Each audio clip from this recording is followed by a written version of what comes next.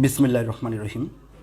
আলোচনা শুরুতে স্মরণ করছি সর্বকালের সর্বশ্রেষ্ঠ বাঙালি জাতির জনক বঙ্গবন্ধু শেখ মুজিবুর রহমানকে, এবং তার সাথে স্মরণ করছি বাংলাদেশের 4 জাতীয় নেতাকে, এবং আরও স্মরণ করছি 30 লক্ষ প্রাণকে, যাদের প্রাণের বিনিময়ে অর্জিত হয়েছে স্বাধীন বাংলাদেশ, এবং আরও স্মরণ করছি 3 লক্ষ মা বোন, যাদের ইজ্জতের বিনিময়ে অর্জিত হয়েছে স্বাধীন বাংলাদেশের স্বাধীন মানচিত্র। প্রিয় ভাই ও বন্ধুগণ, সবাইকে জানাই আমার সালাম, আসসালামু আলাইকুম, এবং অন্যান্য জাতির প্রতি আন্তরিক শুভেচ্ছা ও অভিনন্দন। আমি বাংলাদেশ আওয়ামী লীগের ক্ষুদ্র একজন কর্মী হিসেবে আমার দায়িত্ব হচ্ছে বাংলাদেশ আওয়ামী লীগের বিভিন্ন সাফল্য মানুষের কাছে তুলে ধরা, এবং বাংলাদেশ আওয়ামী লীগ নামক দলটি, রাজনৈতিক পরিবারটি সম্পর্কে মানুষের কাছে ভালো ধারণা তৈরি করা। এটা আমার নৈতিক দায়িত্ব। বাংলাদেশ আওয়ামী লীগ যেহেতু আমি করে থাকি, এজন্য আজকে আমি বাংলাদেশের ছাত্রলীগ সম্পর্কে কিছু কথা বলবো।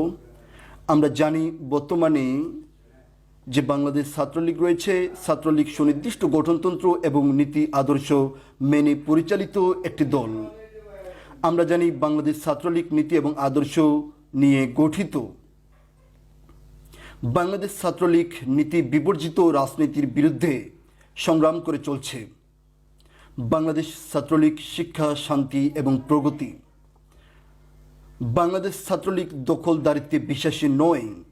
বাংলাদেশ ছাত্রলীগ দিচ্ছে ডাক সন্ত্রাসবাদ নিপাক যাক।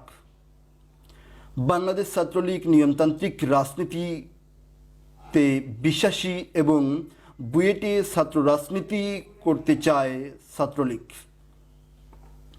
ছাত্রলীগ মুক্তিযুদ্ধের চেতনা বাস্তবায়নে কাজ করে চলেছে। মুক্তিযুদ্ধে ছাত্রলীগের অবদান অনস্বীকার্য। ছাত্রলীগের নেতাকর্মীরা প্রেমিক হবে, নিপীড়নকারী নয়।